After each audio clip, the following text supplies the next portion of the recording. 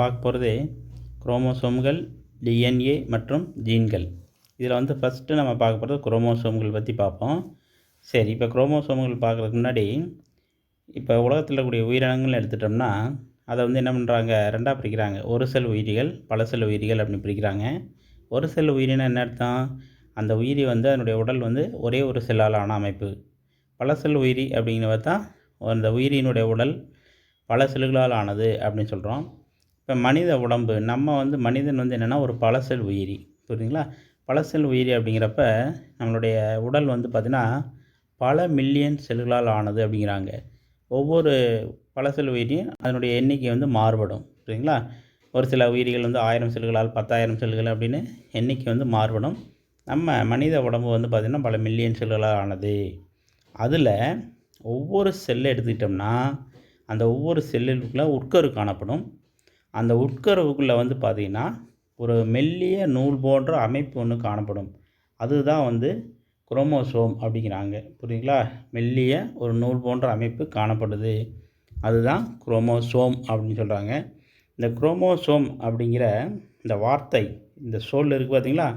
அந்த சொல்லை வந்து முதன்னு யார் உருவாக்கி அதை பயன்படுத்தினா அப்படின்னு பார்த்தா வால்டேயர் அப்படிங்கிறவர் தான் இந்த குரோமோசோம்கள் அப்படிங்கிற சொல்லை முதலில் உருவாக்கி பயன்படுத்தினார். இது 1 மார்க்கில் கேட்பாங்க. குரோமோசோம்கள் அப்படிங்கிற சொல்லை முதலில் உருவாக்கியவர் யார், பயன்படுத்தியது யாருன்னு கேட்டால் வால்டேயர் அப்படிங்கிறவரை ஞாபகம், புரியுதுங்களா? சரி, இப்போ இந்த குரோமோசோமுடைய பணி என்ன வேலை சார் செய்யுது அப்படின்னா, பாரம்பரிய தகவல்களை உள்ளடக்கிய மரபு பொருட்களை தன்னகத்தை கொண்டது. அதாவது குரோமோசோமுக்குள்ளே என்ன இருக்குதா, மரபு பொருள் இருக்குது. மரபு பொருள் அப்படிங்கிறது நம்ம ஏற்கனவே சொன்னோம். மரபு பொருளுங்கிறது ஜீன்கள் அப்படிம்பாங்க. ஜீன்கள் அப்படிங்கிறது தான் மரபு பொருட்கள், வேறு ஒன்றும் இல்லை. இந்த மரபு பொருள் என்ன செய்ய, பாரம்பரிய தகவல்களை உள்ள அடக்கியிருக்குது. அப்படின்னா என்ன அர்த்தம்? ஒரு தலைமுறையிலேருந்து இன்னொரு தலைமுறைக்கு பண்புகளை வந்து எடுத்துகிட்டு போகிறது. அந்த தகவல்கள், அந்த பண்புகளை இந்த மரபு பொருள் என்ன செய்ய உள்ளே அடக்கி வச்சுருக்குது அப்படிங்கிறாங்க. மரபு பொருள், அதாவது ஜீன் அப்படிங்கிறது உள்ளே அடக்கியிருக்குது அப்படிங்கிறாங்க. சரி, இப்போ அந்த ஜீன் குரோமோசோமில் மரபு பொருள் இருக்குதுன்னு சொல்கிறோம் பார்த்திங்களா, ஜீனை பற்றி பார்ப்போம் இப்போ. சரி, இப்போ அந்த ஜீன் எடுத்துட்டோம்னா அதனுடைய ஜீன் அப்படிங்கிறது எதனால் ஆனது அப்படின்னு பார்த்தீங்கன்னா, உங்களுக்கு இந்த டிஎன்ஏ இருக்குது பார்த்திங்களா, இந்த டிஎன்ஏவில் இருக்குது அந்த ஜீன், புரியுதுங்களா? இப்போ டிஎன்ஏ அதுக்குள்ளே தான் இந்த ஜீன் அடங்கி இருக்குது, புரியுதுங்களா? இந்த டிஎன்ஏ வந்து அந்த குரோமோசோமில் இருக்குது, அதையும் வச்சுக்கோங்க, புரியுதுங்களா? இப்போ அதான் டிஎன்ஏவை உள்ளடக்கிய நன்கு ஒடுங்கி சுருண்ட குரோமாட்டின் இலைகளை கொண்ட மரபு பொருள் குரோமோசோம் அப்படிங்கிறாங்க, புரியுதுங்களா? டிஎன்ஏவை உள்ளடக்கிய நன்கு ஒடுங்கி சுருண்ட குரோமாட்டின் இலைகளை கொண்ட மரபு பொருள் குரோமோசோம் அப்படிங்கிறாங்க. ஒரு குறிப்பிட்ட புறத்தோற்ற பண்பு கடத்தப்படுவதற்கு காரணமான டிஎன்ஏவின் பகுதி ஜீன் ஆகும், புரியுதுங்களா? ஒரு பண்பு, ஒரு குறிப்பிட்ட ஒரு பண்பு வந்து ஒரு தலைமுறையிலேருந்து இன்னொரு தலைமுறைக்கு கடத்தப்படுறதுக்கு காரணம் வந்து அந்த டிஎன்ஏவில் இருக்கக்கூடிய ஒரு பகுதி தான் என்னது, ஜீன் அப்படிங்கிறாங்க, புரியுதுங்களா? இப்போ குரோமோசோம்னா என்ன, அது டிஎன்ஏ உள்ளே இருந்து டிஎன்ஏ இருக்குது. அந்த டிஎன்ஏவில் அந்த ஜீன் அப்படிங்கிறது ஒரு பகுதி, அந்த ஜீனு தான் மரபு பொருள், அதுதான் வந்து பண்புகள். அந்த பண்புகளை வந்து உள்ளடக்கி இருக்குது. அதுதான் ஒரு குறிப்பிட்ட தலைமுறையிலேருந்து இன்னொரு தலைமுறைக்கு பண்புகளை கடத்துது அப்படிங்கிறத சொல்கிறாங்க, சரிங்களா? சரி, இப்போ ஒவ்வொரு ஜீனும் குரோமோசோமில் ஒரு குறிப்பிட்ட அமைவிடத்தில் இருக்குமா? ஒரு குரோமோசோமில் ஒரு குறிப்பிட்ட இடத்துல ஒரு ஜீன் வந்து குறிப்பிட்ட இடத்துல இருக்கும். அந்த இடத்துக்கு பேர் லோக்கஸ் அப்படிம்பாங்க. அந்த இடத்துக்கு பேர் லோக்கஸ். அது நல்லா வச்சுங்க. லோக்கஸ் அப்படிங்கிறது ஒரு குரோமோசோமில் இருக்கக்கூடிய ஒவ்வொரு ஜீனுடைய அமைவிடம், அதை தான் லோக்கஸ் அப்படிம்பாங்க. அதுக்கு அப்புறம் செல் பிரிதல் நடக்கும் பார்த்தீங்களா, மைட்டாசிஸ் செல் அந்த பிரிதல், மியாசிஸ் செல் பிரிதல், இதெல்லாம் கேள்விப்பட்டிருப்பீங்க. அந்த செல் பிரிதல் நடக்கும்போது அது மைட்டாசிஸாக இருந்தாலும் சரி, மியாசிஸாக இருக்கட்டும், இதில் செல் பிரிதல் போது என்ன நடக்குமா, அந்த ஜீன்கள் இருக்குது பார்த்திங்களா, அந்த மரபு தகவல்கள்னு சொல்கிறோம் பார்த்திங்களா, அந்த மரபு தகவல்கள் செல் பிரிதலின் போது தான் அடுத்தடுத்த தலைமுறைகளுக்கு கடத்தப்படுகிறது. அது வரைக்கும் அந்த ஜீனில் அந்த மரபு பொருளில் அந்த தகவல்கள் அடங்கியிருக்கும். எப்போ வந்து செல் பிரிதல் மியாசிஸ் செல் பிரிதல் நடக்குதோ அப்போ அந்த கேமெட்டுகள் உருவாகுது. அந்த கேமெட்டுகளில் அந்த பண்புகள் வந்து அப்படியே கடத்தப்பட்டு அடுத்த தலைமுறைக்கு செல்கிறது அப்படிங்கிறது தான் இதில் சொல்லியிருக்காங்க. சரிங்களா? சரி, இப்போ குரோமோசோம்னா என்ன புரியுதா? குரோமோசோம் அப்படிங்கிறது ஒரு மெல்லிய நூல் போன்ற அமைப்பு. எதில் இருக்குது? உட்கருவில் இருக்குது. அந்த குரோமோசோமில் டிஎன்ஏ இருக்குது. அந்த டிஎன்ஏவில் வந்து இந்த ஜீன் அப்படிங்கிற பகுதி இருக்குது. இதுதான் மரபு பொருள். அது மரபு பண்புகளை கடத்தக்கூடியது. இது செல் பிரிதலின் போது அந்த பண்புகள், அந்த தகவல்களை அடுத்த தலைமுறைக்கு கடத்தப்படுது. புரியுதா? சரி, இப்போ நம்ம ஒரு குரோமோசோமுடைய அமைப்பு எப்படி இருக்குது அப்படிங்கிறத பார்ப்போம். குரோமோசோம் அமைப்பை பாருங்கள். உங்களுக்கு இந்த படத்தில் பாருங்கள், குரோமோசோமுடைய அமைப்பு பார்த்துடலாம். அதை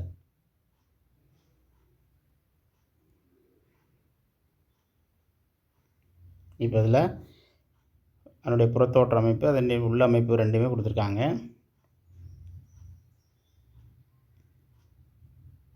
குரோமோசோமுடைய அமைப்பு பார்த்துடலாம். இப்போ பாருங்கள். சரி, இதில்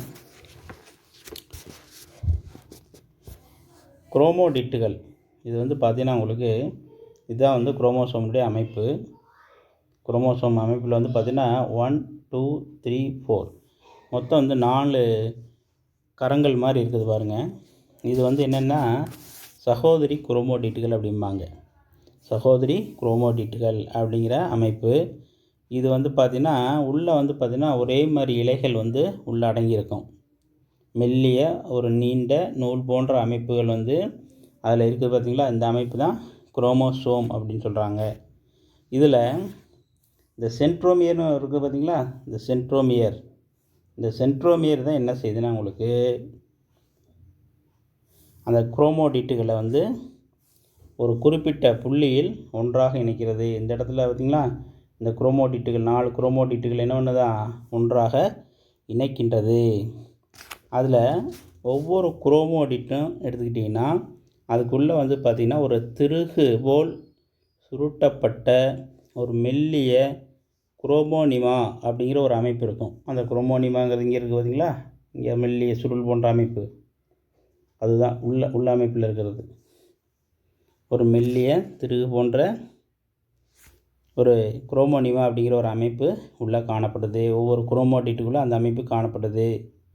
இந்த குரோமோனிமா அப்படிங்கிறது அந்த குரோமோசோமுடைய முழு நீளத்திற்கும் என்ன இருக்குமா, எண்ணற்ற மணி போன்ற அமைப்புகள் வந்து அதில் காணப்படுது. அந்த மணி போன்ற அமைப்புகளுக்கு பேர் குரோமோமியர்கள் அப்படின்னு சொல்லுவாங்க. பார்த்திங்கன்னா அப்படியே புள்ளி புள்ளியாக இருக்குது பார்த்திங்களா. இதில் அதுதான் என்னது குரோமோனிமா அப்படின்னு சொல்லுவாங்க.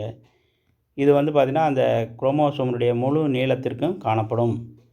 அப்புறம் இந்த குரோமோசோம்கள் வந்து பார்த்திங்கன்னா டிஎன்ஏ, ஆர்என்ஏ, அப்புறம் வந்து குரோமோசோம் புரதங்கள், அப்புறம் அது இல்லாமல் சில உலோக அயனிகள் இதெல்லாம் வந்து இதில் காணப்படுது அப்படிங்கிறாங்க.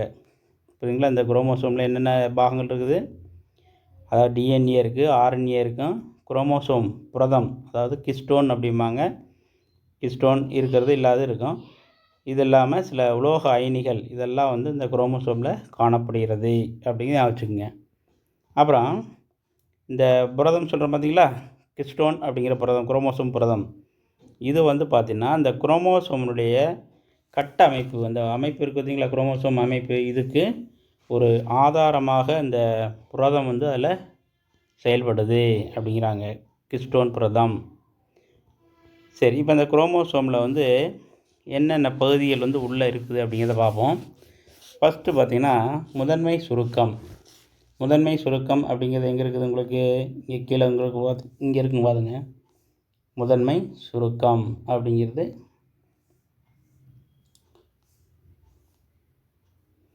இங்கே இருக்குது பார்த்திங்களா. முதன்மை சுருக்கம்ங்கிறது கீழே இருக்குது பார்த்திங்களா. இதில் வந்து பார்த்திங்கன்னா அந்த குரோமோசோமுடைய 2 கரங்கள் இணையக்கூடிய அந்த புள்ளியில் அது முதன்மை சுருக்கம் அப்படிங்கிறது இருக்கும். அதில் தான் அது முதன்மை சுருக்கத்துக்கு என்ன பேர் சொல்லலாம்? அதை சென்ட்ரோமியர் அப்படின்னு சொல்லலாம். அதுக்கு பேர் சென்ட்ரோமியர். முதன்மை சுருக்கம்னாலும் ஒன்று தான், சென்ட்ரோமியர்னாலும் ஒன்று தான். இது வந்து பார்த்திங்கன்னா செல் பிரிதலின் போது இந்த ஸ்பிண்டில் நார்கள் குரோமோசோம்களுடன் இணையும் பகுதி தான் சென்ட்ரோமியர். செல் பிரிதலின் போது அந்த ஸ்பிண்டில் நார்கள் வந்து இந்த குரோமோசோம்களுடைய இணையும் பகுதி தான் அந்த முதன்மை சுருக்கம். அங்கே தான் வந்து இணையும், இந்த ஸ்பிண்டில் இலைகள் வந்து இணையிறது அந்த இடத்துல காட்டுது. அடுத்து இரண்டாம் நிலை சுருக்கம். மேலே இருக்குது பார்த்தீங்களா? சில குரோமோசோமில் சில பகுதிகளில் இந்த இரண்டாம் நிலை சுருக்கங்கள் வந்து காணப்படுது. இந்த பகுதி வந்து உட்கரு பகுதி அல்லது உட்கரு மணி உருவாக்கும் பகுதி அப்படின்னு சொல்லுவாங்க. இதுக்கு இரண்டாம் நிலை சுருக்கத்துக்கு இன்னொரு பேர் என்னது? உட்கரு பகுதி அல்லது உட்கரு மணி உருவாக்கும் பகுதி. அதாவது உட்கரு மணின்னா உங்களுக்கு உட்கருக்கு உள்ளே வந்து பார்த்திங்கன்னா ஒரு சின்ன ரவுண்டாக ஒரு பந்து மாதிரி ஒன்று இருக்கும் நியூக்ளியஸ்க்குள்ளே, அந்த தான் உட்கரு மணி. அதை உருவாக்கக்கூடியது அந்த இரண்டாம் நிலை சுருக்கம். அதனால தான் அதுக்கு அந்த பேர் சொல்கிறாங்க. அடுத்து மேலே வரும் பாருங்கள், டீலோமியர் அப்படின்னு ஒரு பாகம் இருக்குது. டீலோமியர் அப்படிங்கிறது குரோமோசோம்னுடைய இறுதி பகுதி. இதான் வந்து நுனியில் இருக்குது இறுதி பகுதி அப்படிம்பாங்க. இது வந்து பார்த்திங்கன்னா குரோமோசோம்னுடைய 2 நுனிகளும் எதிரெதிர் தன்மை கொண்டது. 2 நுனிகளும் எதிரெதிர் தன்மைனா இந்த நுனி இந்த நுனி, புரியுங்களா? இதனுடைய அருகில் உள்ள குரோமோசோம்கள் ஒன்றுடன் ஒன்று சேருவதை தடுக்கிறது. இதன் அருகில் உள்ள குரோமோசோம்னு என்ன அர்த்தம்? இந்த டீலோமியர் பக்கத்தில் இருக்கக்கூடிய அந்த பகுதி குரோமோசோம் வந்து ஒன்றோடு ஒன்று சேர்றதை தடுக்கிறது அப்படிங்கிறாங்க. அதாவது டீலோமியர் குரோமோசோம்களுக்கு நிலைப்புத்தன்மை அளிக்கிறது அப்படிங்கிறாங்க. புரியுதுங்களா? குரோமோசோமுக்கு நிலைப்புத்தன்மை கொடுக்கக்கூடியதுன்னா டீலோமியர், ஒரு நிலையான ஒரு அமைப்பு கொடுக்கறது தான் இந்த டீலோமியருடைய வேலை அப்படிங்கிறாங்க. அப்புறம் அதுக்கடுத்து சேட்டலைட் அப்படிங்கிறது சில குரோமோசோம்களுடைய ஒரு முனையில் ஒரு நீண்ட குமிழ் போன்ற ஒரு இணை உறுப்பு, பார்த்திங்களா, ஒரு ரவுண்டாக இருக்குது பார்த்திங்களா, இணை உறுப்பு, அதுதான் வந்து சேட்டலைட் அப்படிம்பாங்க. சேட்டலைட் அப்படிங்கிறது இதுதான். சேட்டலைட் அப்படிங்கிறது ஒரு குமிழ் மாதிரி இருக்கக்கூடிய அமைப்பு. இது வந்து பார்த்திங்கன்னா இணையுறுப்பு சேட்டலைட் அப்படின்னு அழைக்கிறோம். இந்த சேட்டலைட் பெற்றுள்ள குரோமோசோம்களுக்கு சேட் குரோமோசோம்கள்னு பேர். இந்த சேட்டலைட் இருந்தால் அதுக்கு பேர் என்னது? இந்த குரோமோசோமுக்கு சேட் குரோமோசோம்கள் அப்படின்ட்டு சொல்லுவாங்க. புரியுதுங்களா? இதுதான் வந்து குரோமோசோமுடைய அமைப்பு. புரியுதுங்களா? குரோமோசோமில் வந்து பார்த்திங்கன்னா மற்ற அமைப்பு இரண்டாம் நிலை சுருக்கம். இந்த குரோமோசோமுடைய வெளி உரைக்கு பேர் பெலிக்கில். உள்ளே இருக்கக்கூடிய பொருள் தலைப்பொருள்பாங்க. இது இரண்டாம் நிலை சுருக்கம் சொல்லியாச்சு. ஸ்பிண்டில் இலைகள், அதுக்கப்புறம் முதன்மை சுருக்கம் அப்படிங்கிறது வரைக்கும் சொல்லியிருக்கோம். அப்படி தானே? இது வந்து குரோமோசோமுடைய அமைப்பு அப்படிங்கிறத தெரிஞ்சுக்கங்க. இந்த சென்ட்ரோமியர் நான் ஏற்கனவே சொல்லியிருக்கோம் பார்த்தீங்களா? அந்த சென்ட்ரோமியர்ங்கிறது முதன்மை சுருக்கம், ரெண்டும் ஒன்று தான். இது வந்து குரோமோசோமுடைய அமைப்பு. இது வந்து என்ன செய்யலாம்? ஷார்ட் கொஸ்டின், பிக் கொஸ்டின் எதில் வேணாலும் கேட்கலாம். குரோமோசோமின் அமைப்பு படம் வரைந்து விளக்குக அப்படின்னு கேட்கலாம். அடுத்த இது வந்து சென்ட்ரோமியருடைய வகைகள் அடுத்து வருது. சென்ட்ரோமியருடைய வகையில் அடுத்த வீடியோவில் பார்ப்போம். Thank you students.